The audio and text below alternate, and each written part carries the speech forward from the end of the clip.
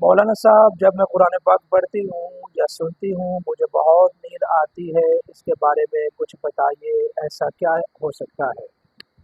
اس کی کئی وجوہات ہو سکتی ہیں۔ سب سے پہلی اس کی جو عام وجہ ہوتی ہے وہ نظر بد ہے۔ دوسری وجہ جادو ہو سکتا ہے، یا آپ کے اوپر کچھ غیبی مخلوقات کا تسلط ہو سکتا ہے، عصیب کا تسلط ہو سکتا ہے، یا پھر عدم دلچسپی بھی ہو سکتی ہے کہ آپ کی دنیاوی جو معاملات ہیں ان میں مصروفیت زیادہ ہے، لیکن جب قرآن پاک پڑھنے کی کوشش کرتے ہیں تو نیند آتی ہے۔ یہ بھی وجوہات ہو سکتی ہیں۔ البتہ عام طور پر نظر بد یا جادو کی وجہ سے اس طرح کی کیفیت ہوتی ہے۔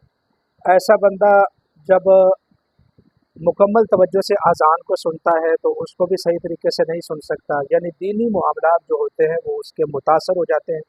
اس کی وجہ یہ ہے کہ اس کے اندر گندگی ہوتی ہے، آسیب ہوتا ہے، تو جس کی وجہ سے جو ہے نا، جب وہ کوئی بھی دینی کام کرتا ہے یا دینی معاملات میں وہ توجہ کرتا ہے، قرآن پاک کی پڑھائی، سورہ بقرہ، تو ایسی چیزوں سے اس کو سستی بھی پڑتی ہے اور اس کی طبیعت بھی خراب ہونے لگتی ہے۔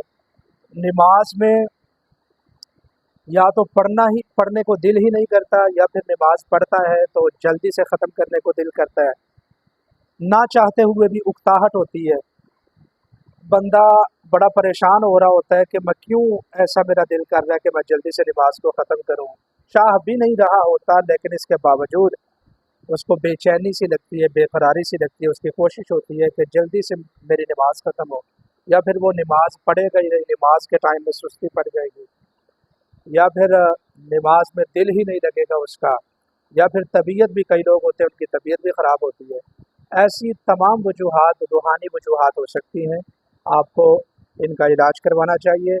آپ کو کیا کرنا چاہیے؟ ذکر و اذکار کی پابندی کریں، باوضو رہیں، نماز کی پابندی کریں، اور نماز کے بعد آیت الکرسی ایک مرتبہ پڑھیں، صبح و شام سورہ بقرہ کی آخری 2 آیتیں ایک مرتبہ پڑھیں، استغفار 100 مرتبہ پڑھیں، اور اسی طریقے سے لا حول ولا قوت الا باللہ کثرت کے ساتھ پڑھیں، یعنی اپنے آپ کو دینی معاملات میں مصروف رکھنے کی کوشش کریں۔